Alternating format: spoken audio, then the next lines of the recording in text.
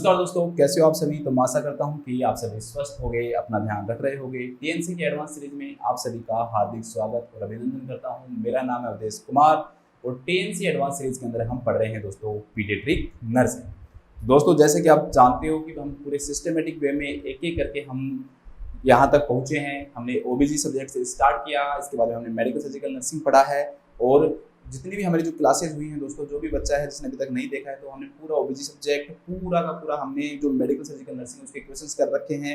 इसके अलावा दोस्तों मैंने आपको जो 100 मोस्ट इंपोर्टेंट टॉपिक है उसके अंदर कुछ साइकेट्रिक के भी कुछ जो पोर्शन है वो करवाए हैं, क्योंकि मुझे लगा कि जो मौसम के अकॉर्डिंग जो साइकेट्रिक है वो इतनी इंपॉर्टेंट नहीं है, तो मैंने उस वे में जो साइकेट्रिक है दोस्तों वो आपको करवाई है।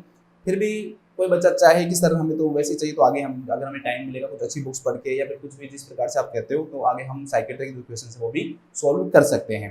तो कल की जो क्लास थी दोस्तों उसमें हमने एक क्वेश्चन छोड़ दिया था। मैंने कहा था कि जो रिफ्लेक्स का जो टॉपिक है वो थोड़ा सा बड़ा है, तो ये टाइम लेता है। It is a time consuming topic and very broad topic, so we have to patience.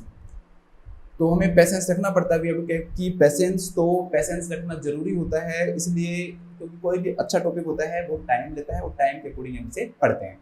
तो आज हमारा जो रिफ्लेक्स का जो क्वेश्चन है दोस्तों, जो रिफ्लेक्स का जो टॉपिक है उसे हम आज पढ़ेंगे। तो शुरुआत करते हैं हमारे आज के पहले क्वेश्चन की। तो हमारी स्क्रीन पे तो पहला क्वेश्चन दोस्तों क्या है, पेरेंट टेल्स द नर्स, कि एक पेरेंट्स है वो नर्स को बताता है कि my 9 month old baby no longer has the same strong grasp that was present at birth. ठीक है, एक पेरेंट्स है दोस्तों नर्स को क्या बताता है कि मेरा बच्चा है वो 9 महीने का हो गया है। कितने महीने का हो गया है? 9 महीने का हो गया है। लेकिन पहले वो जो ग्रास्प था, ठीक है, जैसे ये ग्रास्प है मान लो, ऐसे अभी सिंपल समझो, फिर हम रिफ्लेक्स करवाऊंगा तो आपको एक एक करवा दूंगा, एक एक करके करवा दूंगा। तो जैसे ये ग्रास्प है दोस्तों, तो ये जो ग्रास्प है ये वो कह रहा है कि पहले बहुत अच्छा था, अच्छे से पकड़ता था, जब उसके हाथ को मैं इस प्रकार से करता था, स्टिमुलेट करता था तो ये पकड़ लेता था। बट आजकल वो ऐसा नहीं कर पा रहा है। ठीक है, आजकल वो एंड नो लॉन्गर एक्ट्स, मतलब आजकल वो ऐसा नहीं कर पा रहा है।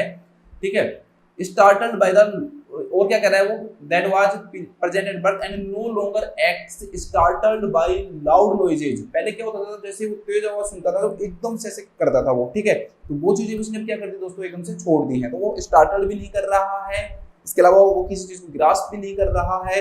तो देखो, किसी के अंदर कोई चीज प्रेजेंट हो और फिर बाद में प्रेजेंट नहीं हो, तो पेरेंट्स को क्या लगेगा, भाई ये तो बीमारी है।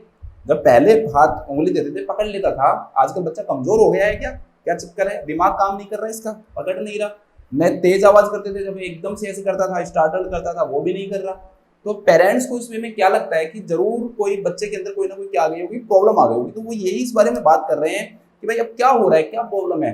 तो आप नर्स हो, अब आपकी रेस्पॉन्सिबिलिटी है ये उनको बताना कि भाई हुआ है तो क्या हुआ है। तो इसमें कह रहा है कि हाउ शुड द नर्स, तो नर्स जो है दोस्तों इसको किस प्रकार से एक्सप्लेन करे, तो नर्स को इसे किस प्रकार से एक्सप्लेन करना चाहिए, नर्स को इसे किस प्रकार से क्या करना चाहिए दोस्तों, एक्सप्लेन करना चाहिए, ये आपको बताना है। पहला जो ऑप्शन है वो नर्स क्या कह रहे हैं कि I will check these responses before deciding how to proceed. वो कह रहा है कि मैं खुद ये रेस्पॉन्सेज पहले चेक करूंगी और फिर मैं इसको क्या करूंगी, फिर मैं डिसाइड करूंगी कि आगे मुझे क्या करना है।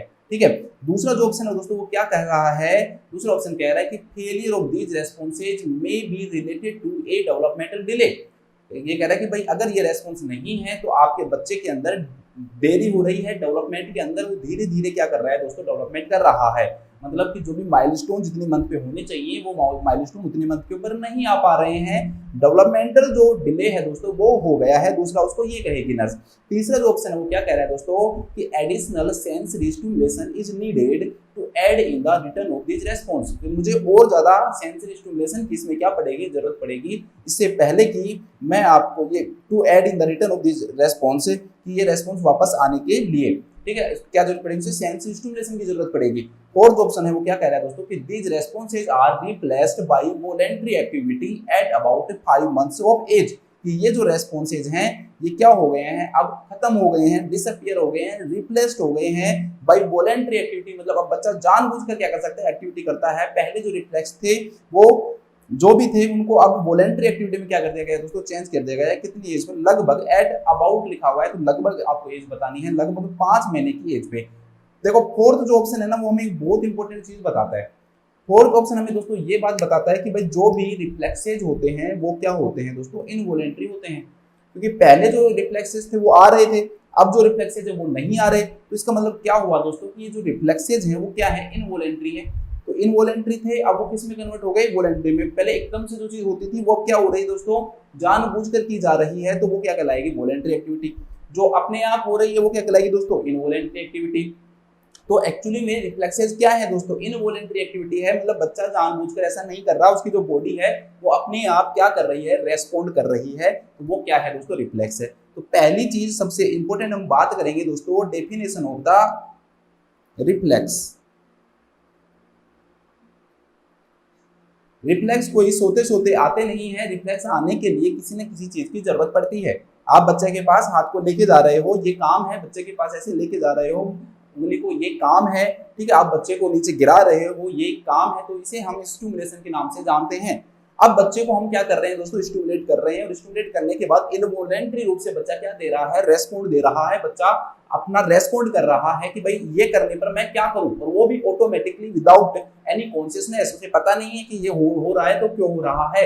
तो एक्चुअली में रिफ्लेक्स क्या है, रिफ्लेक्स है दोस्तों कोई भी रेस्पॉन्ड होना किसी भी टाइप के स्टिमुलेशन के विरुद्ध, ठीक है, या जो भी स्टिमुलेशन आपने दिया है उस स्टिमुलेशन के कारण जो बॉडी जो रेस्पॉन्ड कर रही है उसे ही हम किस नाम से जानते हैं, उसे हम रिफ्लेक्स के नाम से जानते हैं। उसे किस नाम जानते हैं, रिफ्लेक्स के नाम से जानते हैं। तो इसे आप लिख लीजिए। तो रिफ्लेक्स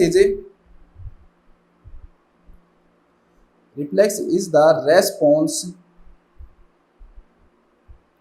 रिफ्लेक्स क्या है, एक रेस्पॉन्स है, किसी भी प्रकार का क्या हो सकता है दोस्तों, रेस्पॉन्स हो सकता है। किसके कारण होता है, अगेंस्ट एनी स्टिमुलेशन। सिंपल सी बात है कि रिफ्लेक्स जो है वो रेस्पॉन्स स्टिमुलेशन है। अगर एक वर्ड में मैं आपको बताऊं कि भाई रिफ्लेक्स क्या है, तो दो वर्ड हो गए, एक तो नहीं होगा, लेकिन दो वर्डों में भी अगर मैं आपको बताऊं कि जो रिफ्लेक्स है वो क्या है, तो दोस्तों रिफ्लेक्स इज रेस्पॉन्स स्टिमुलेशन, या stimulation reflex, sorry stimulation response ज्यादा बेटर वर्ड रहेगा कि भाई ये क्या है, स्टिमुलेशन करने पर क्या हो रहा है, बच्चा रेस्पॉन्ड कर रहा है। तो स्टिमुलेशन करने पर बच्चा क्या कर रहा है दोस्तों, रेस्पॉन्ड कर रहा है, वो भी इनवॉलेंटरी रूप से। तो उसे हम किस नाम जानते हैं दोस्तों, रिफ्लेक्स के नाम से जानते हैं। अब हम कुछ रिफ्लेक्स पढ़ते हैं जो कि हमारे लिए क्या है दोस्तों, इंपॉर्टेंट है। तो सबसे पहला जो रिफ्लेक्स है, ये प्यारा सा जो बच्चा है दोस्तों, ये आपको दिख रहा होगा।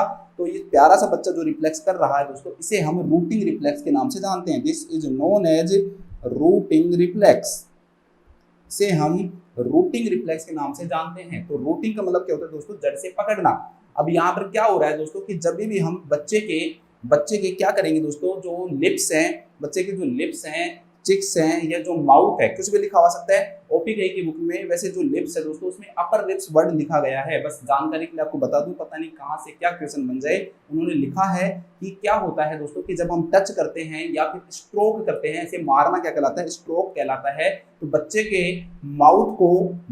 माउथ लिखा हुआ सकता है, बच्चे का अपर लिप्स भी लिखा हुआ सकता है, माउथ आ सकता है, या चिप्स आता है। तो उसको जब हम क्या करते हैं दोस्तों, उसको हम जब स्ट्रोक करते हैं, लिप्स के पास ऐसे ले जाकर क्या करते हैं, स्ट्रोक करते हैं, तो जो बच्चा है उसको लगता है, उस बच्चे को क्या लगता है कि भाई क्या आ गया है, निप्पल आ गया है, मैं दूध पीऊंगा। अपने आप उसकी बॉडी जो है दोस्तों वो स्टिमुलेट होती है, और उसी तरफ वो अपने सर को क्या कर लेता है, घुमा लेता है, और अपने माउथ को क्या कर लेता है, ओपन कर लेता है। माउथ को ओपन करता है, सर को उसी तरफ घुमाता है। उसे हम किस नाम से जानते हैं दोस्तों, रूटिंग रिफ्लेक्स के नाम से जानते हैं। तो रूटिंग रिफ्लेक्स का जो रीजन है दोस्तों कि भाई जो रूटिंग रिफ्लेक्स है वो क्या काम करता है। देखो मैंने टेलीग्राम पे एक क्वेश्चन दिया था आप लोगों को, टेलीग्राम पे दोस्तों मैंने आपको एक क्वेश्चन दिया था, उसमें मैंने पूछा था कि भाई रूटिंग रिफ्लेक्स हेल्प इन। अब बच्चों ने रूटिंग रिफ्लेक्स की क्या लिख दी, डेफिनेशन लिख दी। उस क्वेश्चन में अगर ये होता कि भाई rooting reflex, what is routing reflex, तब वो आंसर सही रहता। लेकिन मैंने पूछा था कि रूटिंग रिफ्लेक्स हेल्प किस में करता है, तो उसमें जो ऑप्शन नंबर जो फर्स्ट था दोस्तों, उसमें मैंने ये दे रखा था कि भाई rooting reflex help to find the nipple and इसमें जिसके कारण क्या होगा, प्रॉपर अटैचमेंट होगा। फाइंड करेगा तभी तो अटैचमेंट होगा, तो मिलेगा ही नहीं निपल तो कहां से अटैचमेंट होगा। तो मैंने शायद इतना ही लिख रखा था कि हेल्प इन, और जो एक्सप्लेनेशन उसमें मैंने पूरा लिख रखा था कि help in finding A nipple for feeding, भाई उसको पीना है, दूध पीना है, जो भी करना है, तो उसके लिए वो क्या करेगा दोस्तों, रूटिंग रिफ्लेक्स हेल्प करता है। अब कुछ बच्चों के यहाँ पर मैसेज आए कि सर आप ये तो गलत बता रहे हो, रूटिंग जो रिफ्लेक्स है, रूटिंग रिफ्लेक्स तो ये है कि जो बच्चा है, लिखा नहीं, मैंने लिखा दूंगा कि रूटिंग रिफ्लेक्स तो ये है कि जो बच्चा है वो माउथ को ओपन करता है और जो जिस तरफ से आपने स्ट्रोक किया है, जिस तरफ से आपने टच किया, उस तरफ हेड को मूवमेंट करवाता है। और ये ऑप्शन नंबर बी भी दे रखा था, तो आपने जो आंसर है वो ऑप्शन नंबर बी क्यों नहीं माना। तो दोस्तों उन बच्चों के लिए मैं ये एक चीज बताना चाहता हूँ कि ये क्वेश्चन मान लो कि ऐसा नहीं लिखता कि रूटिंग रिफ्लेक्स की हेल्प्स इन, ऐसे नहीं लिखता वो कि रूटिंग रिफ्लेक्स हेल्प इज, इसकी जगह वो ये लिखता कि व्हेन एवर वी टच और stroke, whenever we touch और स्ट्रोक माउथ, लिप्स और cheeks, it helps the baby in. अब बताओ, अब इस ऑप्शन में मैं दोबारा से अगर ये दोनों डालूंगा तो कौन सा आंसर मानोगे आप। तो आप सीधी सी बात, अगर डेफिनेशन तो ऊपर ही दे रखी है, तो भाई मैंने जब रूटिंग रिफ्लेक्स लिख दिया तो उसका मतलब डेफिनेशन तो वही हो गई ना। और वो ये उन्होंने ये पूछा नहीं कि व्हाट इज रूटिंग रिफ्लेक्स, तो इसलिए इस क्वेश्चन का जो आंसर होगा दोस्तों वो क्या होगा कि भाई रूटिंग रिफ्लेक्स जो होते हैं वो बच्चे को निप्पल को ढूंढने में मदद करता है और प्रॉपर अटैचमेंट में, क्योंकि कोई चीज जब मिलेगी तभी क्या होगी दोस्तों, प्रॉपर अटैचमेंट होगी। अब सिंपल सी बात, रूटिंग रिफ्लेक्स को याद रखो कि भाई रूटिंग रिफ्लेक्स में जब हम बच्चे के कॉर्नर ऑफ माउथ को या लिप्स को या चिक्स को क्या करते हैं, टच और स्ट्रोक, दो चीजें करते हैं, तो बच्चा जो है दोस्तों क्या करता है, वो अपने माउथ को ओपन करता है, अपने माउथ को क्या करता है, ओपन करता है, और उसके साथ में अपने जो हेड है दोस्तों उसको उसी तरफ क्या करता है, वो टर्न करता है, उसी तरफ हेड को भी क्या करता है दोस्तों, टर्न करता है। तो इसे ही हम किस नाम से जानते हैं, इसे ही हम रूटिंग रिफ्लेक्स के नाम से जानते हैं, इसे ही हम किस नाम जानते हैं, रूटिंग रिफ्लेक्स के नाम से जानते हैं। बस बिल्कुल सिंपल सा है, कुछ है नहीं इसमें कि भाई कोई आपको इतना वो करना पड़े। इसको लिख लो आप एक बार, है ना, क्या है रूटिंग रिफ्लेक्स, इसकी डेफिनेशन ये सब लिख लो।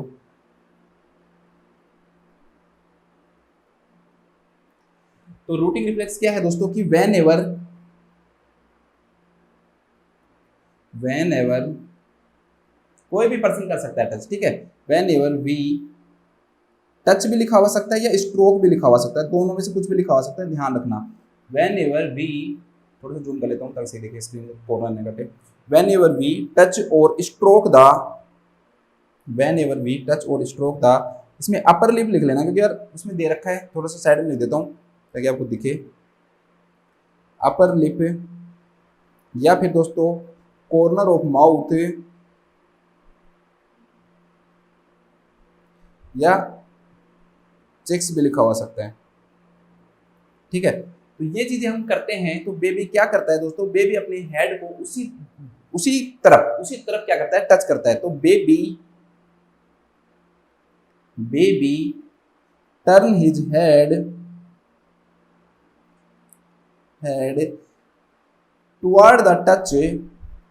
टुवर्ड द टच और स्टिमुलेशन, भाई जिस तरफ टच हुआ है या जिस तरफ स्टिमुलेशन हुआ है, स्ट्रोक हुआ है, उस तरफ टर्न करता है। एंड ओपन द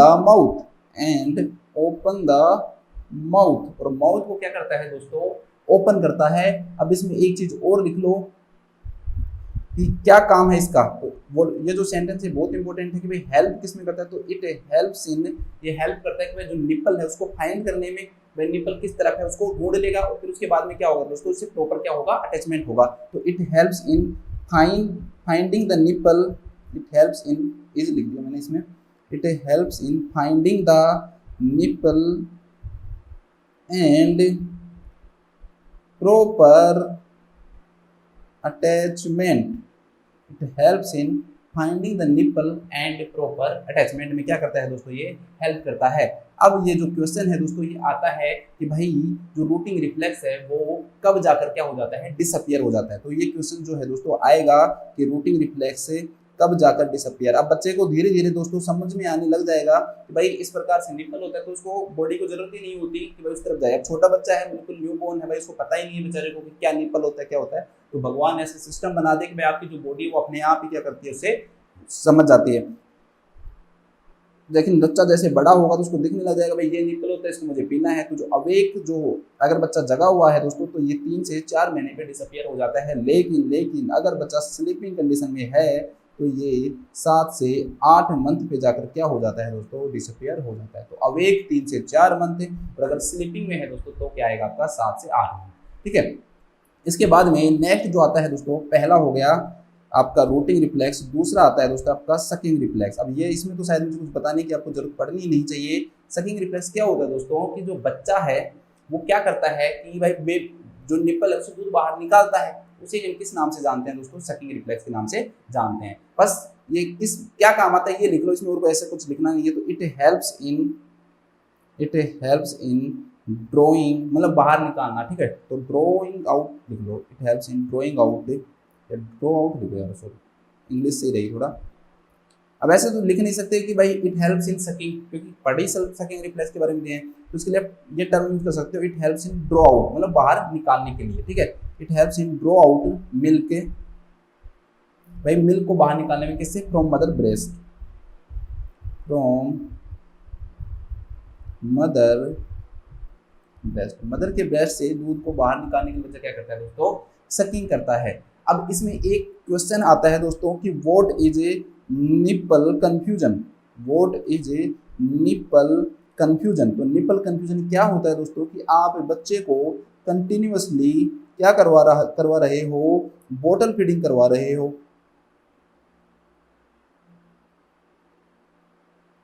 आप बच्चे को कंटिन्यूअसली क्या करवा रहे हो दोस्तों? बोतल फीडिंग करवा रहे हो, और बोतल फीडिंग के बाद में आप बच्चे को क्या करवाओगे? ब्रेस्ट फीडिंग करवाओगे, ठीक है। बोतल फीडिंग से बच्चे को किस पे लेके जाओगे? आप ब्रेस्ट फीडिंग पे। उल्टा हो रहा है ना, अब बच्चे को कंटिन्यूअसली बोतल फीडिंग करवा रहे हो और एकदम से दोस्तों आप बच्चे को क्या करवा रहे हो? ब्रेस्ट फीडिंग करवाने लग गए, तो जो बच्चा होता है उसका सकिंग जो रिफ्लेक्स है वो इतना डेवलप नहीं रहेगा। बोतल में दूध आसानी से आ जाता है, लेकिन ब्रेस्ट में थोड़ा सा क्या करना पड़ता है दोस्तों? फोर्स लगाना पड़ता है। तो इसके कारण जो बच्चा है दोस्तों वो ब्रेस्ट से दूध को सक करने में उसे क्या फील होती है दोस्तों? डिफिकल्टी फील होती है, ठीक है। क्या फील होती है? Difficulty in sucking, difficulty in sucking. तो बच्चे को सक करने में क्या होता है? डिफिकल्टी। व्हेन चाइल्ड, ठीक है, बोतल फीड, जब बच्चा बोतल फीड करता है तो उसको क्या होती है? Difficulty in sucking the breast या sucking the nipple, sucking the breast लिख लो। तो उसको ब्रेस्ट को सक करने में क्या हो जाता है दोस्तों? डिफिकल्टी हो जाती है। इसे हम किस नाम से जानते हैं? इसे हम निप्पल कंफ्यूजन के नाम से जानते हैं। इसे हम किस नाम से जानते हैं दोस्तों? निप्पल कंफ्यूजन के नाम से जानते हैं। तो निप्पल जो कंफ्यूजन है दोस्तों उसको जरूर पढ़ लेना, क्योंकि शायद ये SIC में इससे रिलेटेड एक क्वेश्चन आया था। अब इसके बाद में नेक्स्ट जो क्वेश्चन है दोस्तों कि ये जो सकिंग रिफ्लेक्स है कब डिसअपियर हो जाता है? तो ये डिसअपियर हो जाता है दोस्तों 3 to 4 मंथ पे। अब आप में से बहुत सारे बच्चों के दिमाग में एक क्वेश्चन आ रहा होगा, सर हमारे अंदर तो प्रेजेंट होता ही है। तो दोस्तों आप जो कर रहे हो सकिंग दैट इज वॉलेंट्री, आप जानबूझ के कर रहे हो, ठीक है। आपको कहे कि नहीं करना तो आप नहीं करोगे, लेकिन बच्चे के अंदर क्या होता है दोस्तों? ये वॉलेंट्री रूप से न होकर इनवॉलेंट्री रूप से होता है, बिना मतलब उनको पता नहीं होता कि हम क्या कर रहे हैं, लेकिन अपने आप बोतल जैसे ही या बोतल या ब्रेस्ट जैसे ही निप्पल जो है उनके मुंह में जाता है, तो जाते ही दोस्तों क्या होता है? वो सक करने लग जाते हैं। तो ये ध्यान रखना, आपके अंदर और बच्चों के अंदर क्या है? डिफरेंस है। दोनों को सेम मत समझना, दोनों को सेम मत बनाना, ठीक है। इसके बाद में नेक्स्ट जो आता है दोस्तों दैट इज स्वेलोविंग रिफ्लेक्स। अब शायद इसके बारे में भी आपको बताने की जरूरत नहीं होनी चाहिए कि स्वेलोविंग रिफ्लेक्स में क्या होगा दोस्तों कि जो बच्चा है वो क्या करने लग जाएगा? दूध को स्वेलो करेगा। तो ओपीआई की बुक में लिखा हुआ है दोस्तों कि जब बच्चा है वो 2 से 3 शक कर लेता है, बस इतना ही लिखा हुआ है, 2 से 3 शक्ल कर लेता है। तो एक इंपॉर्टेंट क्वेश्चन और बताऊंगा, 2 से 3 शक्ल कर लेता है दोस्तों, तो उस शक्ल करने के कारण बच्चे का जो माउथ है दोस्तों, बच्चे का जो माउथ है वो क्या हो जाता है? भर जाता है। किससे? मिल्क से, फुल ऑफ मिल्क। और ये फुल ऑफ मिल्क से भरते ही दोस्तों जो बच्चा है उसको क्या करता है? मिल्क को स्वेलो करता है। मिल्क को क्या करता है दोस्तों? स्वेलो। और एक चीज और लिखी हुई है, ध्यान रखना, स्वेलो तो सभी समझ जाएंगे, स्वेलो के बाद में जो बच्चा है दोस्तों वो ब्रीथ करता है। स्वेलो के बाद में वो कुछ समय के लिए रोकेगा, सेकंडों के भी कुछ पार्ट्स में, और उसके बाद बच्चा क्या करेगा दोस्तों? ब्रीथ करेगा, सांस लेता है। तो वहां पर एक क्वेश्चन लिख रखा है कि इसमें कितना टाइम पीरियड लगता है कि भाई बच्चा जो है वो सक कर रहा है, स्वेलो कर रहा है, ब्रीथ कर रहा है, तो इसमें कितना टाइम लगता है? तो इसको टाइम जो है दोस्तों वो दिखाया गया है उसमें कि भाई इसमें इस पूरा जो टाइम पीरियड है दोस्तों वो कितने सेकंड का लगता है? वो 1 सेकंड का क्या लगता है? टाइम पीरियड लगता है, ठीक है। मिल्क को ये करने में क्या कितना टाइम लगेगा दोस्तों? 1 सेकंड का क्या लगेगा? टाइम लगता है, ठीक है।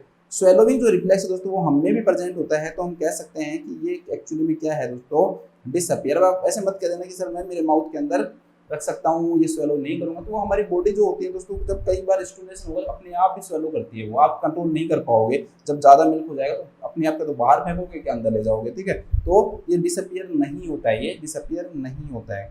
कहीं आप कहो सर मैं तो करा सकता हूँ, तो थोड़ा सा इसको समझने की कोशिश करो। इसके बाद में दोस्तों गैग रिफ्लेक्स आता है। गैग रिफ्लेक्स जो कि आपने बहुत बार पढ़ा हुआ होगा शायद गैग रिफ्लेक्स के बारे में। तो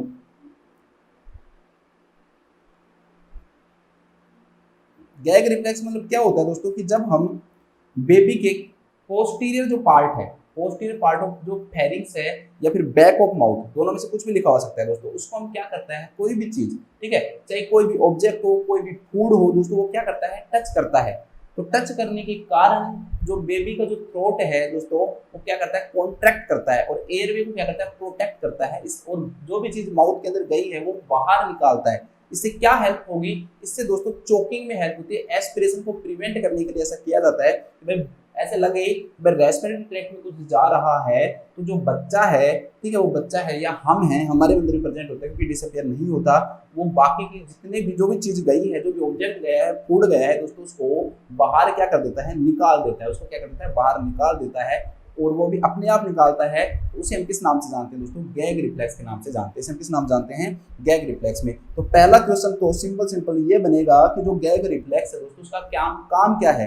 तो गैग रिफ्लेक्स जो होता है वो प्रोटेक्ट करता है, क्या करता है, प्रोटेक्ट करता है किसको, बेबी को। तो protect the baby from choking, baby को चोकिंग होने से कौन सा रिफ्लेक्स से प्रोटेक्ट करता है। मतलब चोकिंग क्या है दोस्तों, रेस्पिरेटरी ट्रैक्ट के अंदर कोई भी चीज जा रही है और वो ऑब्स्ट्रक्ट हो जाए, तो दोस्तों हम किस नाम से जानते हैं, चोकिंग के नाम से जानते हैं। तो ये क्या हो जाएगा दोस्तों, चोकिंग हो जाता है, इसे क्या बोलेंगे हम, चोकिंग। तो गैग जो रिफ्लेक्स है ये बेबी को चोकिंग से क्या करता है दोस्तों, प्रिवेंट करता है।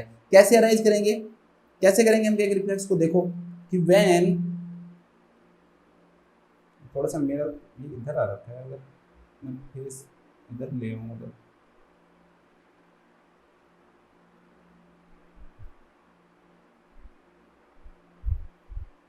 अभी नहीं हो पाएगा। देखो कि जब हम क्या करते हैं दोस्तों, टच करते हैं, कि कोई स्टिमुलेट करे या टच करे, फूड से भी हो सकता है, ऑब्जेक्ट से भी हो सकता है, किसी से भी हो सकता है, ठीक है। तो when we touch, when we object food touch, क्या करता है दोस्तों, टच करता है, या फिर ऐसे टच लिख सकते हैं या स्टिमुलेट लिख सकते हैं, ठीक है। टच और स्टिमुलेट द, किस चीज को, जो फेरिंग्स उसके पीछे वाले पार्ट को, तो स्टिमुलेट द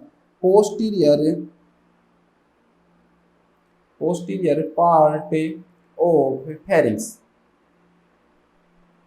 इसको करने से क्या होगा, इसको करने से दोस्तों हमारी जो बॉडी वो स्टिमुलेट होगी, और हमारा जो बेबी का बैक ऑफ थ्रोट है, बेबी बैक ऑफ थ्रोट क्या करेगा, कॉन्ट्रैक्ट करेगा, किस चीज को प्रोटेक्ट करने के लिए दोस्तों, एयरवे को। तो to protect the airway, airway को प्रोटेक्ट करने के लिए बैक ऑफ थ्रोट क्या करता है दोस्तों, कॉन्ट्रैक्ट करता है, जिससे क्या होगा, जो भी चीज हमारी माउथ के अंदर गई है वो क्या हो जाती है, रिगर्जिटेट हो जाती है, या उसका बैक फ्लो होता है। तो वो उसी टाइम बच्चा क्या करेगा, रिगर्जिटेट करेगा, या फिर दोस्तों क्या करेगा बच्चा, बैक फ्लो, ठीक है, वापस कोई भी चीज है ना, बैक फ्लो। अब लास्ट है दोस्तों डिसअपियर, तो डिसअपियर होगा कभी नहीं, नेवर, ठीक है। तो बस गैग रिफ्लेक्स में कुछ नहीं है, गैग रिफ्लेक्स में आपको ये बताना है कि आप जब कभी भी बच्चे को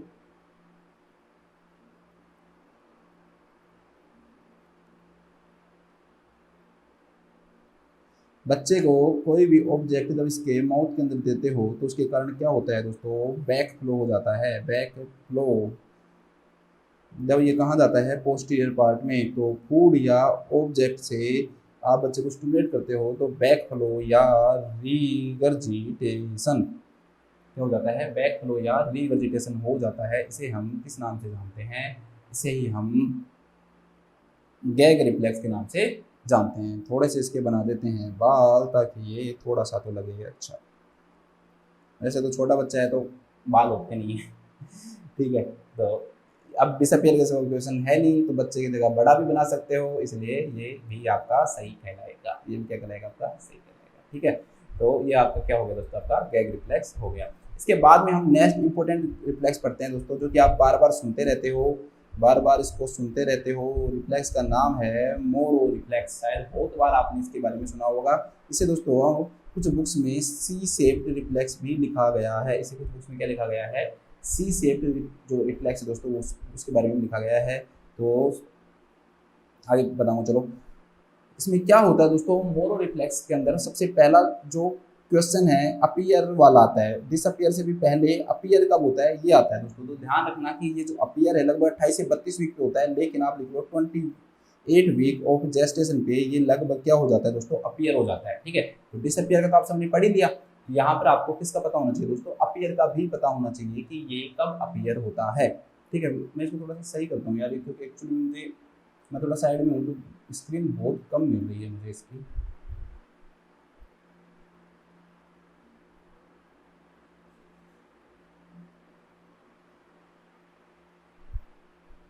लिखने में फिर जोर आ रहा है थोड़ा, क्योंकि जगह नहीं है ना। ठीक है, तो अपीयर जो होता है दोस्तों ये 28 वीक ऑफ जेस्टेशन पे होता है। दूसरा जो क्वेश्चन है दोस्तों वो बनेगा आपका डिसअपियर का, कि भाई ये डिसअपियर कब हो जाता है। तो डिसअपियर जो होता है दोस्तों ये 3 to 4 मंथ पे डिसअपियर हो जाता है। 3 से 4 महीने पे डिसअपियर हो जाता है। मोस्ट इंपॉर्टेंट क्वेश्चन है, इसको हाईलाइट कर लो। ये क्वेश्चन जो है वो बहुत बार आता है कि जो मोरो रिफ्लेक्स दोस्तों वो कब डिसअपियर हो जाते हैं। लेकिन फिर भी इसको दोस्तों हम पैथोलॉजिकल या एबनॉर्मल, ठीक है, पैथोलॉजिकल या एबनॉर्मल कब मानते हैं? कि ये अगर 6 महीने के बाद भी क्या रहे? प्रेजेंट रहे।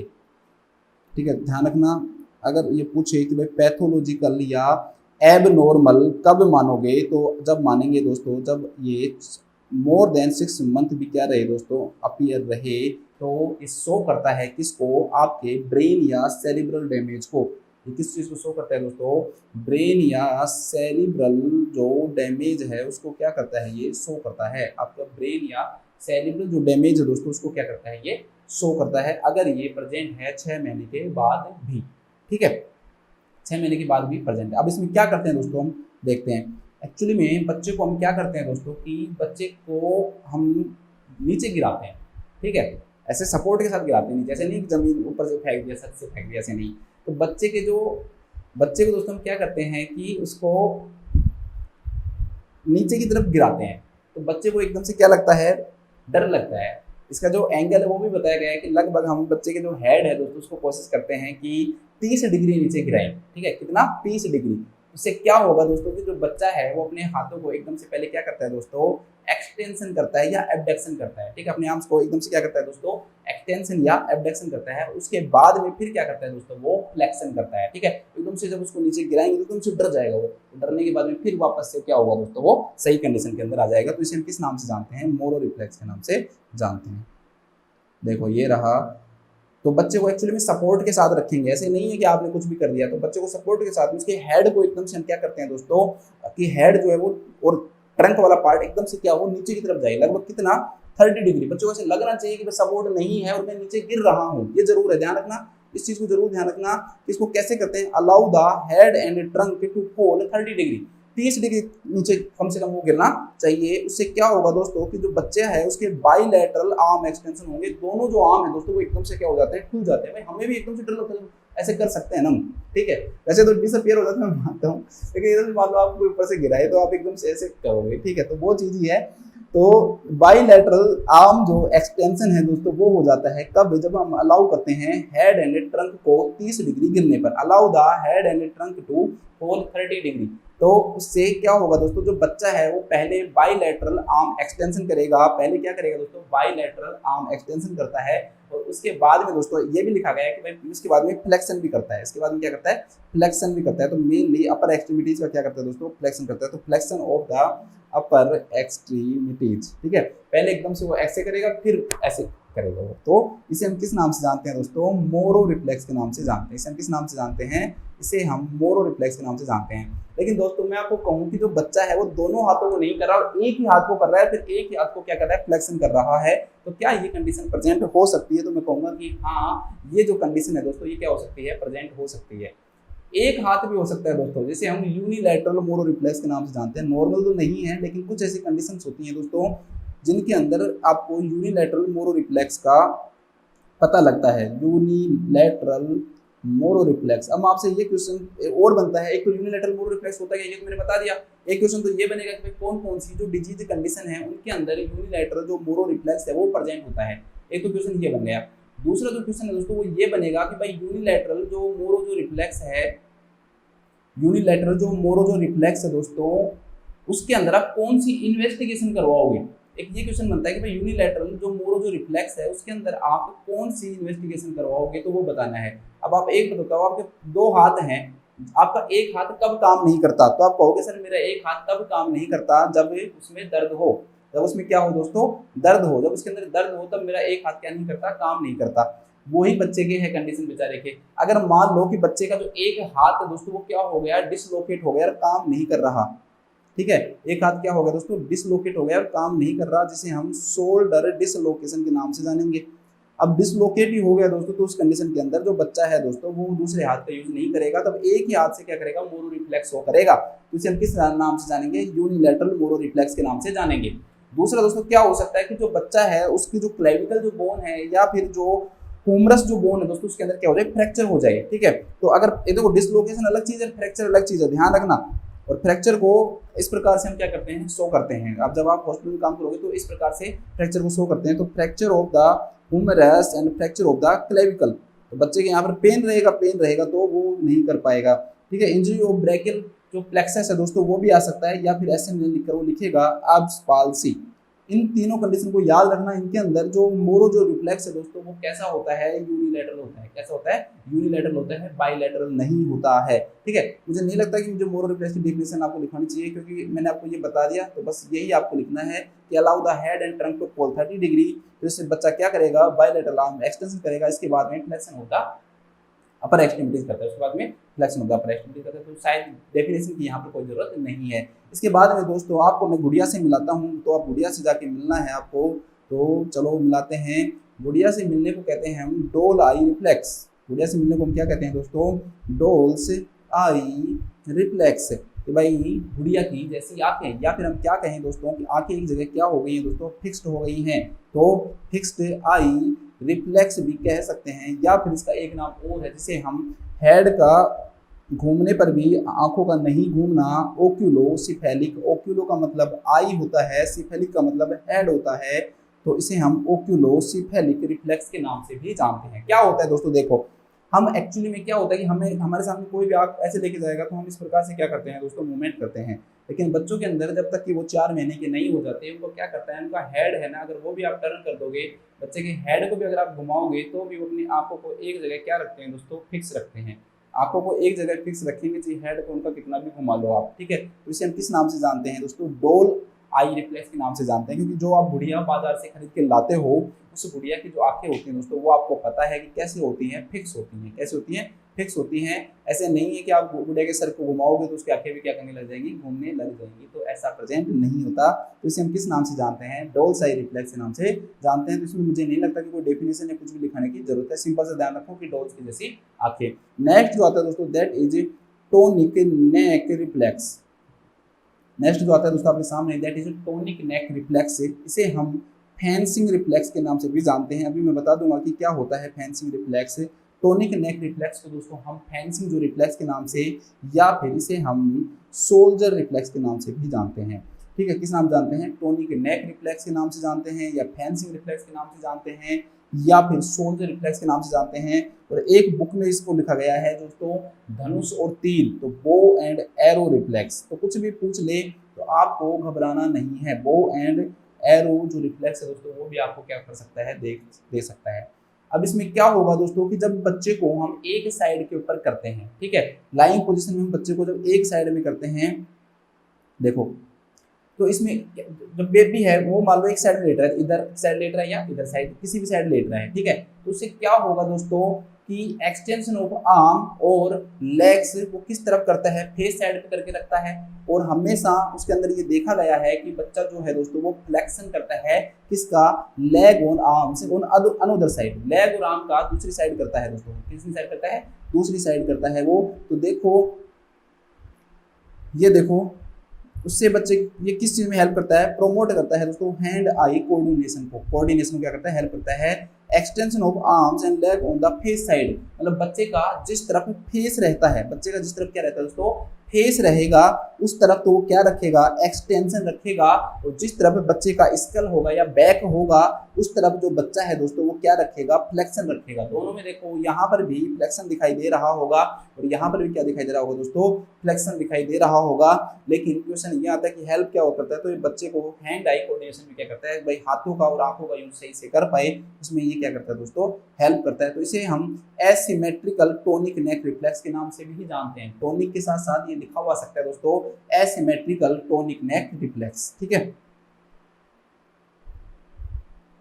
या इसे अब फेंसिंग रिफ्लेक्स या ये रिफ्लेक्स क्यों बोलते हैं इसको, बाउ एंड एरो रिफ्लेक्स या सोल्जर। तो एक्चुअली में दोस्तों फेंसर भी वही होते हैं जो युद्ध के अंदर लड़ने वाले जो लोग होते हैं। और एकदम से देखो ऐसे लग रहा है जैसे धनुष चला रहा हो ये बच्चा, ठीक है, ऐसे लग रहा है ना, देखो जैसे धनुष चला रहा हो। तो इसीलिए इसको हम बो एंड एरो रिफ्लेक्स भी बोलते हैं। फेंसिंग भी वही होता है और सोल्जर ही युद्ध लड़ता है, तो इसलिए इसे हम किस नाम से जानते हैं, सोल्जर के नाम से भी जानते हैं।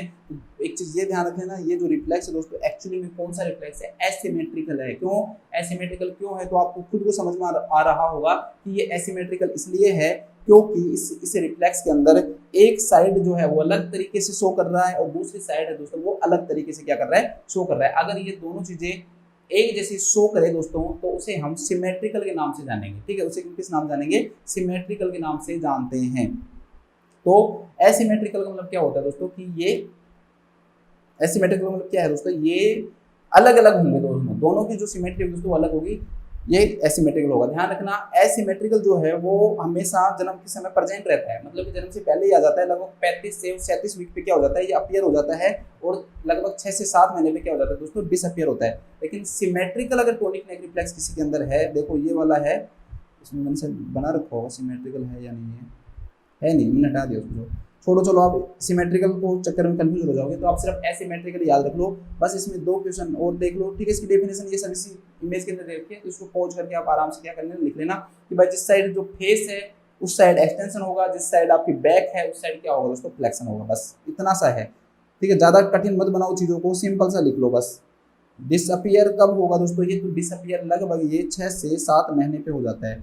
6 to 7 मंथ का जो टाइम पीरियड होता है दोस्तों, उस समय ये क्या हो जाता है दोस्तों, ये आपका डिसअपियर हो जाता है। 6 से 7 महीने के टाइम पीरियड पे क्या हो जाता है दोस्तों, ये डिसअपियर हो जाता है। अब हम बच्चे को उड़ाते हैं, उड़ाने के लिए दोस्तों हमें बच्चा गिरेगा तो उसे बचाना होगा, और बचाने के लिए दोस्तों हम किसका यूज करेंगे, पैराशूट का यूज करेंगे।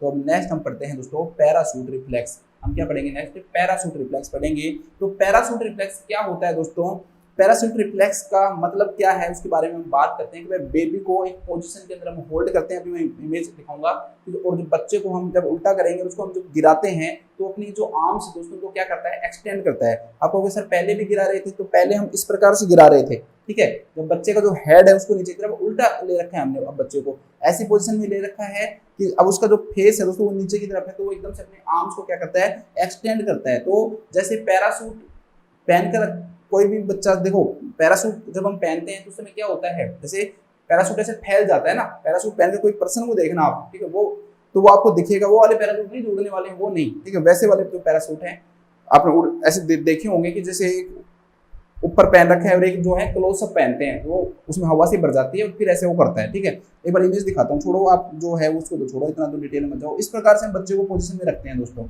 ठीक है। इस पोजीशन में हम बच्चे को रखेंगे कि if the child is held in the position where he is dropped forward, उसको हम ऐसा लगे कि उसको नीचे की तरफ क्या कर रहे हैं दोस्तों, गिरा रहे हैं, तो the he will outstretch the hand, तो अपने हाथों को क्या करता है दोस्तों, अपने आप को बचाने के लिए, कि मैं गिरने से बचाने के लिए, प्रोटेक्ट करने के लिए दोस्तों वो अपने हाथों को क्या करता है, खोल लेता है। और ऐसे लगता है कि जैसे बच्चा क्या कर रहा हो दोस्तों, पैराशूट पहन रखा हो उसने और उड़ने का क्या कर रहा हो, ट्राई कर रहा हो। तो इसे हम किस नाम से जानते हैं दोस्तों, इसे हम पैराशूट रिफ्लेक्स के नाम से जानते हैं। तो इसको पॉज करके लिख लेना, if the child is head in the position where he is dropped forward he will outstretch the hand ठीक है, ये उसके हाथ को क्या करता है दोस्तों, एक्सटेंशन करता है। ठीक है, कई बार आउट स्टेज नहीं लिखा है तो क्या लिखा हुआ है दोस्तों, ये हो सकता है कि आउट स्टेज नहीं लिखा तो एक्सटेंशन लिख दे। तो आपको ऐसे घबराना नहीं कि वैसे क्या लिख दिया, ये मेरे तो समझ में नहीं आ रहा, तो इसको थोड़ा सा देख लेना। दूसरी बात दोस्तों, ये जो रिफ्लेक्स है, ये रिफ्लेक्स जो है वो अपीयर जो है, अपीयर जो है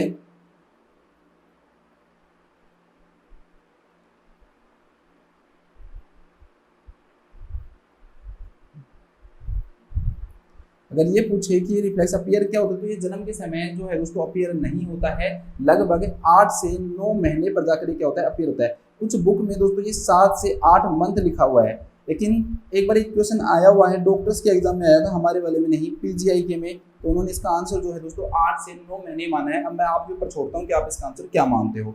इसके बाद में दोस्तों हम बात करते हैं डिसअपियर की, तो डिसअपियर ये नहीं माना जाता, तो ये डिसअपियर नहीं होता है, नेवर। ठीक है, तो ये आपका कौन सा रिफ्लेक्स हो गया दोस्तों, this is your parachute reflex, ये आपका पैराशूट रिफ्लेक्स हो गया। इसके बाद में हम बच्चे को पैराशूट में घुमाने के बाद अब बच्चे को हम करवाते हैं दोस्तों डांस, तो ये है आपका डांसिंग रिफ्लेक्स। ये क्या है दोस्तों, डांसिंग रिफ्लेक्स। बस कुछ नहीं है, जब बच्चे के पैर को हम फ्लोर पे रखते हैं तो बच्चा क्या करने लग जाता है दोस्तों, चलने लग जाता है। तो चलने को हम बोलते हैं स्टेपिंग या फिर वॉकिंग।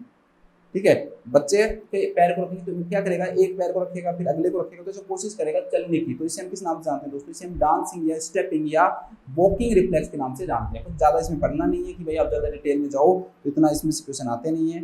बस सीधा लिखो कि भाई डिसअपियर लगभग कब हो जाता है, जब बच्चे को खुद को समझ में आने लग जाएगा कि ये मुझे बेवकूफ़ बना रहे हैं। तो 4 से 6 महीने की जब एज होती है दोस्तों, उस समय ये क्या हो जाता है, डिसअपियर हो जाता है। तो आप इसकी डेफिनेशन लिख सकते हो कि बच्चे को हम होल्ड करते हैं इस प्रकार से कि जो बच्चा है वो जो फ्लोर है उसको क्या करते हैं, उसकी लेग टच करती है, तो जो बच्चा है वो अपनी लेग्स को फ्लेक्स एंड एक्सटेंड करके चलने की क्या करता है दोस्तों, कोशिश करता है। ठीक है, अब आपका ये जो क्वेश्चन है दोस्तों उससे रिलेटेड बहुत सिंपल हैं, 2 हैं, एकदम सिंपल हैं ये।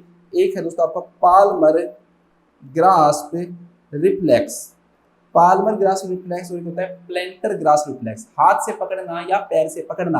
तो दोस्तों जब भी हम कब क्या करते हैं कि बच्चे के जो पाम है उसके ऊपर प्रेशर लगाएं या फिर टच करें, तो जो बच्चा है दोस्तों वो उंगली को क्या कर लेता है, ग्रास्प कर लेता है, सामान को ग्रास्प कर लेता है, ऑब्जेक्ट को क्या कर लेता है, ग्रास्प कर लेता है। तो इसे हम किस नाम से जानते हैं, इसे हम पाल्मर ग्रास रिफ्लेक्स के नाम से जानते हैं, इसे हम पाल्मर ग्रास रिफ्लेक्स के नाम से जानते हैं। तो कोई इतना ये टफ है नहीं कि भाई इसमें कुछ आपको कुछ करने की जरूरत है, बस सिंपल से इसकी इमेज भी लिख रखी है मैंने, ये देखो ये इसकी इमेज है, कुछ ही नहीं कर रखा है इसमें, क्या कर रखा है बच्चे ने, बस पकड़ लिया इसको। क्या लिखोगे यार, चलो लिख लो,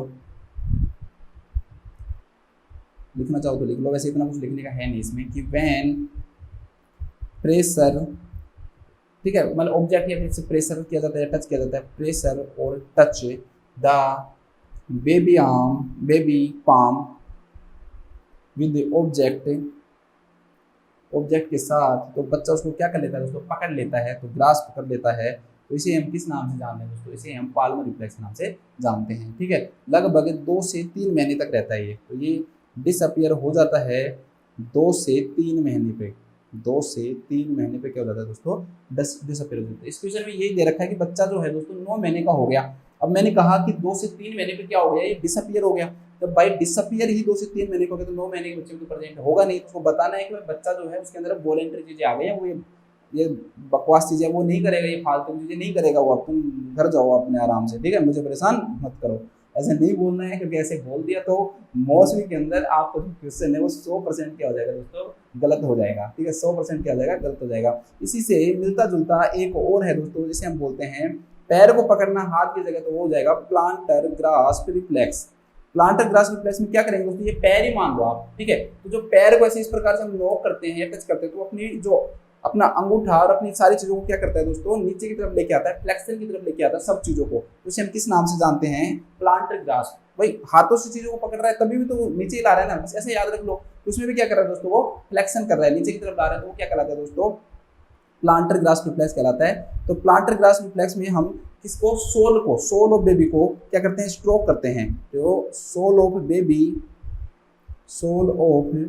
बेबी को हम क्या करते हैं दोस्तों, स्ट्रोक करते हैं। जोर से मत मार देना, कहीं जोर से मार दो। ठीक है, ब्लंट ऑब्जेक्ट यूज करते हैं और आराम से करते हैं। तो आराम से करेंगे तो क्या बोलेंगे, जेंटली, कहीं उठा के लठ मार दो जोर से बच्चे को, बेचारे को, कि मैं तो ये चेक कर रहा था कि प्लांटर ग्रास्प है या नहीं, ये क्या हो गया, इस सर ने तो ये तो बताया ही नहीं कि ये भी हो जाएगा। तो बच्चा क्या करता है दोस्तों, अपनी जितनी भी जो टोज हैं, ठीक है, जितने भी जो अपने क्या है टोज हैं उनको डाउनवर्ड नीचे की तरफ है, डाउनवर्ड उनको क्या करता है दोस्तों, फ्लेक्शन करता है। कई बार फ्लेक्शन वर्ड नहीं आता तो वो कर्लिंग वर्ड लिख सकता है, ठीक है, मोड़ना, ठीक है, तो कर्लिंग में लिख सकता है। अब इस पे एक क्वेश्चन आता है कि ये लगभग कब डिसअपियर हो जाता है, तो लगभग 6 मंथ पे ऊपर जाकर ये क्या हो जाता है दोस्तों, आपका डिसअपियर हो जाता है। रेंज दे तो रेंज के अंदर क्या ना 4 to 6 मंथ, ठीक है, अगर रेंज दे रहा है तो रेंज 4 to 6 मंथ, नहीं तो हम किसको मानेंगे, अपर लिमिट को मानेंगे। अब हम एक नेक्स्ट रिफ्लेक्स पढ़ते हैं दोस्तों, जिसे हम बोलते हैं हमारा important Babinski reflex. Babinski reflex तो मुझे लगता है कि लगभग सब बच्चों ने इसके बारे में जरूर सुन रखा होगा, ठीक है, सब बच्चों ने इसके बारे में जरूर सुन रखा होगा। अब इसमें क्या करते हैं दोस्तों कि हम एक्चुअली में बाबिन्स्की जो रिफ्लेक्स है उसमें हम जो बच्चे का जो पैर है उसका जो लेटरल जो एज है,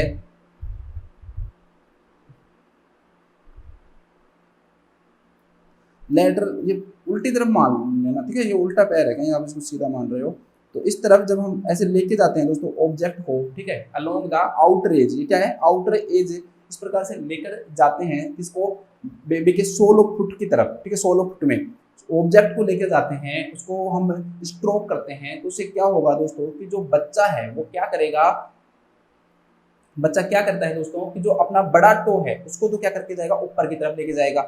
बड़ा टो है, ये वाला जो टो है दोस्तों, इसको तो ऊपर की तरफ लेके जाएगा, और बाकी की जितनी भी जो छोटी वाली उंगलियां हैं, छोटी वाली जो उंगलियां दोस्तों उनको फैला देगा, ठीक है, तो इसको तो इस प्रकार से ऊपर की तरफ मोड़ेगा पैर को तो, और बाकी जो उंगलियां दोस्तों उनको फैला लेगा, ठीक है, वो भी लगभग नीचे की तरफ फैलाता है। तो इसे हम किस नाम से जानते हैं दोस्तों, बाबिन्स्की रिफ्लेक्स के नाम से जानते हैं। इसे हम किस नाम से जानते हैं, बाबिन्स्की रिफ्लेक्स के नाम से जानते हैं। तो हो सकता है कि वो टो के अंदर ये नहीं लिखे कि भाई वो ऊपर की तरफ क्या कर रहा है दोस्तों, आपका एक तरह से एक्सटेंशन कर रहा है, मोड़ रहा है, तो कई बार डोर्सिफ्लेक्शन वर्ड यूज करते हैं इसमें। तो जो वर्ड जो अच्छा वर्ड है इसके लिए वो दोस्तों क्या है, डोर्सिफ्लेक्शन। डोर्सी क्या, क्योंकि ऊपर की तरफ है, देखो नीचे की तरफ नहीं है ना, पैर जैसे ये मतलब पैर से जमीन पे टिका हुआ है, वो नीचे की तरफ नहीं करता, ऊपर की तरफ कर रहा है, तो इसलिए क्या बोलेंगे, जो टो है दोस्तों उसका क्या होता है, डोर्सिफ्लेक्शन ऑफ ग्रेट टो, बड़ा टो, बिग टो, ठीक है, बड़ा टो जो है उसका डोर्सिफ्लेक्शन होगा, और बाकी के जितने भी जो टो हैं, अदर टो हैं दोस्तों, उनकी क्या होगी, फैनिंग होगी, उनकी क्या होगी, फैनिंग होगी, मतलब फैल जाती है, क्या हो जाती है दोस्तों, फैल जाती है, तो इसे हम नाम से जानते हैं। देखो तो इसकी इमेज है, तो अगर ये रहा बाबिन्स्की रिफ्लेक्स, देखो इस प्रकार से हम ऑब्जेक्ट के द्वारा, हैमर के द्वारा लेकर जाते हैं दोस्तों, तो इस प्रकार से हम लेकर जाएंगे, तो बच्चा क्या करेगा, ठीक है, बच्चा क्या करेगा दोस्तों कि अपने इसको क्या करेगा, ऊपर की तरफ लेके जा रहा है डोर्सिफ्लेक्शन, और जो ये इनको फैला लेता है वो, ठीक है, नीचे ऊपर मत करना, मैंने शायद ऐसे बोल दिया कि नीचे की तरफ करता है, बस आप ये ध्यान रखो कि इसमें क्या कर लेता है, इनके तो क्या करता है, फैनिंग करता है, फैला लेता है, और इसका क्या करता है दोस्तों, आपका डोर्सिफ्लेक्शन करता है, डोर्सिफ्लेक्शन, इसका क्या करता है, डोर्सिफ्लेक्शन करता है, ठीक है, तो ये पॉजिटिव कहलाता है कि भाई ये चीज क्या है दोस्तों, प्रेजेंट है। अब पॉजिटिव क्यों है दोस्तों, एक्चुअली में ये प्रेजेंट रहना चाहिए, लेकिन सिर्फ 1 साल तक ही रहना चाहिए, ठीक है, तो 1 साल के बाद क्या हो जाना चाहिए दोस्तों, ये डिसअपियर हो जाना चाहिए, 1 साल के बाद क्या हो जाना चाहिए, ये डिसअपियर होना चाहिए, डिसअपियर फॉर 1 ईयर, ठीक है, और अगर लेकिन फिर भी डिजीज कंडीशन हम मोर देन 2 ईयर मानते हैं, अगर 2 साल के बाद भी दोस्तों ये प्रेजेंट है, अगर आफ्टर 2 ईयर की क्या है, ये प्रेजेंट है, तो ये न्यूरोलॉजिकल प्रॉब्लम को क्या करता है दोस्तों, शो करता है, न्यूरोलॉजिकल जो प्रॉब्लम है उनको क्या करता है दोस्तों, ये शो करता है, अगर ये 2 साल के बाद में भी है तो, ठीक है। नेक्स्ट है दोस्तों आपका स्टार्टल रिफ्लेक्स। स्टार्टल भी एकदम मोरो रिफ्लेक्स की तरह ही है, स्टार्टल रिफ्लेक्स। स्टार्टल रिफ्लेक्स में मोरो रिफ्लेक्स की तरह ही है कि भाई उसके अंदर हम गिराने का प्रयास कर रहे थे, यहाँ पर हम लाउड वॉइस करेंगे बेबी को, तो जैसे ही लाउड वॉइस करते हैं तो बेबी क्या करता है दोस्तों, अपनी जो एक्सट्रीमिटीज है उनको पहले एक्सटेंड करता है, फिर क्या करता है दोस्तों, फ्लेक्शन करता है। उसके अंदर हम क्या कर रहे हैं, गिरा रहे हैं, और इसके अंदर क्या कर रहे हैं, लाउड वॉइस का यूज कर रहे हैं, बस इसलिए ये एकदम कुछ बुक्स में इनको सेम भी लिखा गया है ना, लेकिन ये अलग अलग है, क्योंकि यहाँ पर स्टार्टल के अंदर किसका यूज करते हैं, लाउड वॉइस का। जब बच्चे के पास तेज आवाज लेके जाएगी तो बच्चा एकदम से डर जाता है, और एक्सट्रीमिटीज को क्या करता है दोस्तों, एक्सटेंशन करता है, तो एक्सटेंशन ऑफ एक्सट्रीमिटी करता है, एक्सटेंशन ऑफ, बच्चा क्या करता है दोस्तों, एक्सट्रीमिटीज करता है, एक्सट्रीमिटीज का क्या करता है, एक्सटेंशन करता है, आगे फॉलोइंग बाई, मतलब आगे क्या करेगा, फिर क्या करेगा, फ्लेक्शन करेगा। वहां भी मैंने आपको सेम ही बताया था, बट बस जो ऑब्जेक्ट है वहां पर वॉइस नहीं है, ठीक है, वहां पर हम गिराने का प्रयास कर रहे हैं उसको 30 डिग्री, और यहाँ पर क्या कर रहे हैं दोस्तों, लाउड जो वॉइस है दोस्तों उसका यूज कर रहे हैं, ठीक है। अब बस बिल्कुल सिंपल है, जैसे कि हेलो, ठीक है। इसके बाद में नेक्स्ट आता है दोस्तों ग्लैबुलर रिफ्लेक्स। मैं जनरली फोन उठाता नहीं हूँ क्लास में, बट कोई अर्जेंट था मेरा कुछ, जो मैंने सोचा, लेकिन वैसे ही ग्लैबुला का मतलब क्या होता है दोस्तों, ये वाला जो पार्ट है दोस्तों आपका, जहां पर जो हमारी जो आईलिड्स हैं ये जहां पर मिल रही हैं, तो इसको हम क्या करते हैं दोस्तों, टैप करते हैं। तो ये जब हम टैप करेंगे तो उस समय क्या होगा दोस्तों, बच्चा क्या करता है, ब्लिंकिंग करता है। तो बस इसमें तो लिखवाना है क्या है, blinking of eyelids when we tap the glabella, बस यही है, ठीक है। क्योंकि वो क्या करेगा, ब्लिंकिंग करेगा। तो blinking of eyelids when we tap the glabella, जब हम ग्लैबुला को टैप करते हैं तो बच्चा के आईलिड्स को क्या करता है दोस्तों। इसके बाद में बात करते हैं कि ये कब डिसअपियर होता है। तो ये डिसअपियर हो जाता है लगभग 4 से 6 महीने के टाइम पीरियड पर, 4 to 6 मंथ, 4 से 6 महीने के टाइम पीरियड पर क्या हो जाता है दोस्तों, ये डिसअपियर हो जाता है। एक दो और देख लेते हैं, एग्जाम में तो ज़्यादातर पूछे नहीं जाते, लेकिन फिर भी पता नहीं कहाँ से क्या आ जाए, और लगभग ये सेम से भी लगेंगे आपको, कंफ्यूज हो सकते हो। जिस बच्चे की मेमोरी कम है वो यहाँ पर ही छोड़ देना, लेकिन फिर भी मैं कोशिश करूंगा आपको याद करवाने की। नेक्स्ट है दोस्तों आपका पेरेज रिफ्लेक्स। पेरेज के अंदर क्या होता है दोस्तों कि ये इसमें तो कंफ्यूज नहीं हो गया ना। इसमें क्या होगा कि जब बच्चे का जो स्पाइन है, स्पाइनल कोड है, उसके साथ साथ में हम क्या करते हैं दोस्तों, रनिंग करते हैं। कहाँ से, सैक्रम से और नेक तक, ठीक है। सैक्रम से नीचे, सैक्रम से और नेक तक कोई ऑब्जेक्ट, जैसे पेन ले लिया, पेंसिल ले लिया, और ऐसे चलाते हैं हम, ठीक है, रन करते हैं। तो उसको रन करने के कारण क्या होगा दोस्तों कि जो बच्चा है ना, वो अपने हेड को क्या करता है दोस्तों, लिफ्ट करता है। अपने हेड को क्या करता है, लिफ्ट करता है। और जहां पर पीछे वाला थोरेसिक जो पार्ट है दोस्तों, उस पार्ट को अंदर की तरफ क्या करता है, अंदर की तरफ इस प्रकार से क्या करता है दोस्तों, बेंड करता है। क्या करता है, बेंड करता है। और अपने लोअर लिम्स को भी क्या करता है दोस्तों, बेंड करता है। तो इसे हम किस नाम से जानते हैं, पेरेज रिफ्लेक्स के नाम से जानते हैं। देखता हूँ मैं एक बार इसमें है क्या, अगर हुआ तो शायद मुश्किल ही होगा। ये पेरेंट नहीं है, ये तो बिल्कुल उसी की तरह है, ये लैंडो रिफ्लेक्स है, नहीं है इसमें यार, सॉरी। सिंपल सी बात है, ये समझो आप कि भाई इसके अंदर क्या होगा कि जो बच्चा है दोस्तों, उसकी जो बैक है, उसे बैक, पहले तो हम बच्चे को प्रोन पोजीशन में लेंगे, उल्टा पोजीशन में लेंगे। उसके बाद में एक फिंगर लेंगे और उसके ऐसे चलाएंगे हम, ठीक है। जैसे मान लो ये बच्चा है, इसको मैंने प्रोन पोजीशन ले रखा है, और इस प्रकार से क्या करूंगा, मैं ऐसे चलाऊंगा। तो ऐसे चलाने से क्या होगा कि जो बच्चा है ना दोस्तों, वो अपने हेड को क्या करेगा, इस प्रकार से एक्सटेंड करेगा। अपने हेड को क्या करेगा दोस्तों, एक्सटेंड करेगा। और एक्सटेंड करने के साथ ये वाला जो पार्ट है, थोड़े से वाला, ये वाला मतलब पीछे की तरफ जो पार्ट, उसको क्या करेगा, बेंड करेगा दोस्तों। उसको क्या करता है, बेंड करता है। और अपने लोअर लिम्स को भी क्या करता है दोस्तों, बेंड करता है। तो इसे हम किस नाम से जानते हैं, पेरेज रिफ्लेक्स के नाम से जानते हैं। आप एक बार गूगल करके इसकी इमेज देख लो यार, मैं भूल गया, मैंने इसको लगाया नहीं तो मैं आपको वहाँ दिखा देता, तो आपको ज़्यादा क्लियर हो जाता। बट आप एक बार गूगल करके इसको देखोगे तो आपको समझ में आ जाएगा, ठीक है। गूगल कर लो तो थोड़ा सा आपके लिए भी ऐसा ईजी रहेगा कि हाँ सर समझ में आ गया हमें।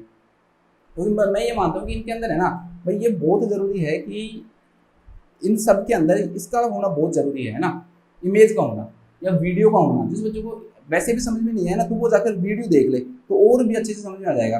तो पेरेज रिफ्लेक्स के अंदर क्या होगा दोस्तों कि हम बच्चे को सबसे पहले किस में लेंगे, हम प्रोन पोजीशन के अंदर लेंगे। प्रोन पोजीशन में लेने के बाद में हम क्या लेंगे दोस्तों, एक ऑब्जेक्ट लेंगे जिसको हम रन करेंगे या फिंगर को रन करेंगे किस अलोंग विद जो बच्चे का जो स्पाइन है, कहाँ से कहाँ तक स्पाइन, स्पाइनल कॉर्ड कहाँ से, सैक्रम से नेक तक, ठीक है।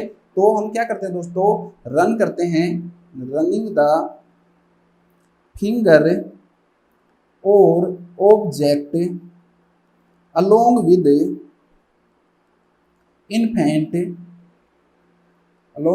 Infant spine. इससे बच्चा क्या करेगा, इससे बच्चा जो हेड है दोस्तों, हेड को ऊपर की तरफ लेके जाएगा। तो हेड को क्या करेगा दोस्तों, लिफ्ट करेगा। ऊपर की तरफ क्या कर रहा है दोस्तों, उठा रहा है बेबी, ठीक है। तो हेड को लिफ्ट करेगा और जो थोरेसिक वाला जो पार्ट है उसको क्या करेगा, बेंड करेगा। तो bends the thoracic and limbs, thoracic region लिख लो, एंड लिम्स, ठीक है। उनको क्या करता है दोस्तों, बेंड करता है। तो इसे हम किस नाम से जानते हैं दोस्तों, इसे हम पेरेज रिफ्लेक्स के नाम से जानते हैं। पेरेज मतलब पी फॉर प्रोन, याद रख लो। ठीक है, क्या रख लो दोस्तों, प्रोन, याद तो आपको चीजें क्या हो जाएंगी, ज्यादा क्लियर हो जाएंगी और थोड़ा सा नहीं, ठीक है। ऐसी पोजीशन लाता है जैसे लॉर्डोसिस की पोजीशन नहीं होती क्या, उसकी तरह दिखेगा ये, लॉर्डोसिस की तरह ऐसी पोजीशन ले लेगा बच्चा, जैसे लॉर्डोसिस में होता है ना, ऐसे, ठीक है। इसका भी डिसअपियर 4 to 6 मंथ पे होता है। देखो आपको अगर ये याद करनी है तो सारे डिसअपियर आप एक जगह लिख लो, ठीक है, क्या लिख लो, एक जगह लिख लो, तो ये याद हो जाएंगे दोस्तों आपको।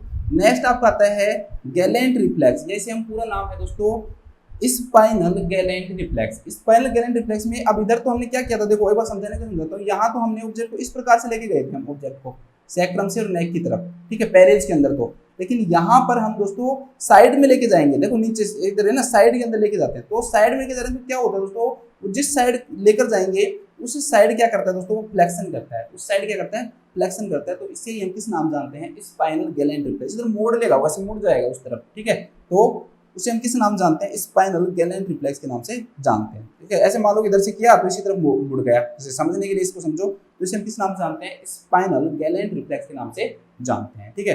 तो इसके अंदर पोजीशन कौन सी दोगे, इसमें भी बच्चे को वही पोजीशन देंगे हम, प्रोन भी लिखा हो सकता है, या फिर क्या लिखा हो सकता है दोस्तों कि भाई फेस नीचे की तरफ है, फेस डाउन है, या कई बार इसे वेंट्रल सस्पेंशन पोजीशन भी कहते हैं, ठीक है। तो इसमें लिख लो कि बेबी इज इन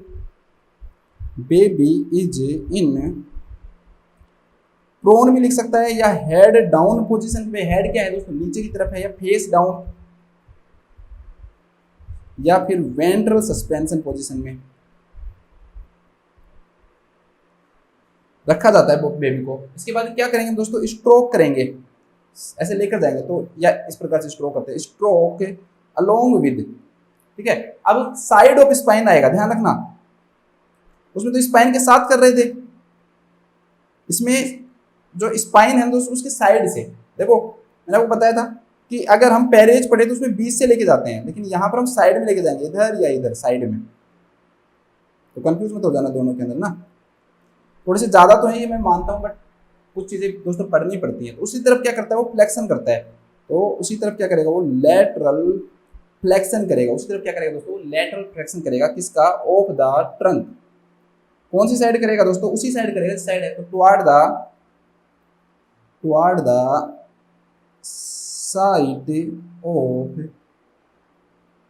जिस तरफ हमने क्या किया दोस्तों स्ट्रोक किया है उसी तरफ, ठीक है।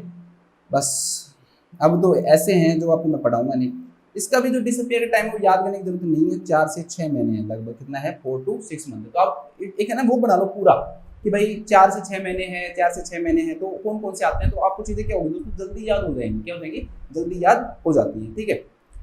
इसके बाद में छोटे चीजें हैं जो मैं नहीं पढ़ाऊंगा। देखो अब आपको ब्लिंकिंग रिफ्लेक्स पढ़ाने की जरूरत है कि भाई फेस के अंदर कुछ चीज चला गया, आंखों के अंदर कुछ चीज चली गई, वो ब्लिंक कर रहा है, रेस्पिरेटरी ट्रैक्ट में कुछ चली गई तो स्नीजिंग कर रहा है या फिर कपिंग कर रहा है, तो ये चीजें पढ़ाने की जरूरत नहीं है। तो ये तीनों जो रिफ्लेक्स है दोस्तों ये आपको मैं नहीं पढ़ाऊंगा, ये आप क्या करो दोस्तों खुद पढ़ो, इन रिफ्लेक्स को आप क्या करो खुद पढ़ो, बस खुद पढ़ लो, वो होते हैं और कोई जरूरत नहीं है, ठीक है।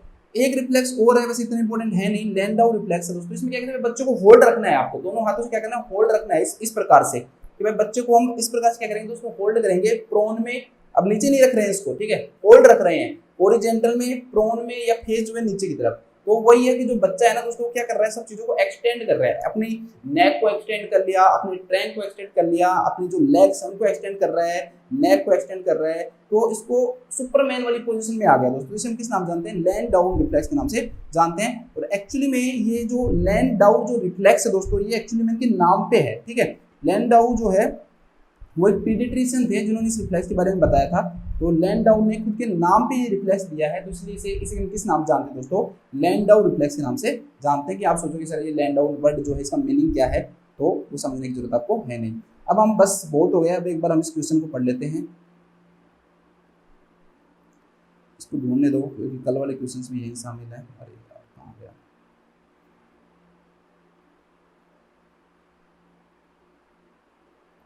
तो जो क्वेश्चन था दोस्तों सिंपल सा था कि भाई 9 महीने का बच्चा है और वो कह रहे हैं कि इसके अंदर ये रिफ्लेक्स नहीं आ रहे हैं, ठीक है, स्टार्टर रिफ्लेक्स नहीं आ रहा है और ये नहीं आ रहा है। तो दोस्तों एक बात बताओ कि 9 महीने के बच्चे के अंदर ये रिफ्लेक्स आएंगे क्या, नहीं आएंगे।